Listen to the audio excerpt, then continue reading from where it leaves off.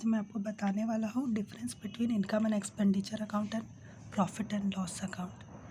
देखो इसका बेसिस क्या है, इसका चार्ट बेसिस है, ऑब्जेक्टिव है, प्रिपेयर्ड बाय क्या से होता है, बेसिस ऑफ प्रिपरेशन और फिर बैलेंस। देखो ऑब्जेक्टिव क्या मानी है, क्या ये क्यों करता है, मानी इनकम एंड एक्सपेंडिचर अकाउंट का ऑब्जेक्टिव क्या है कि इनकम जाने की क्या चीज़ जाता है। The objective of this account is to ascertain excess of income over expenditure और excess of expenditure over income.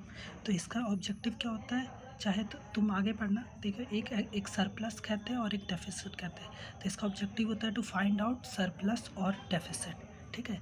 और प्रॉफिट एंड लॉस अकाउंट का ऑब्जेक्टिव क्या होता है, नेट प्रॉफिट या नेट लॉस खोजना, ठीक है।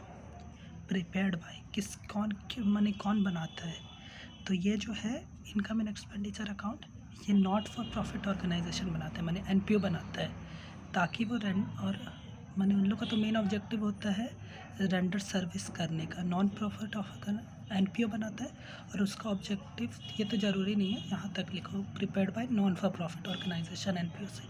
और ये क्या बनाता है, profit and loss account trading concern ये बनाता है, प्रिपेयर्ड बाय ट्रेडिंग कॉन्सर्न, जिसका मेन मोटिव होता है अर्न प्रॉफिट। माने इसका माने एक तुम याद रखो कि ट्रेडिंग कंपनीज बनाता है ये, ठीक है। Profit and loss account basis of preparation, basis of preparation क्या है इसका, माने किस बेसिस पे बनता है।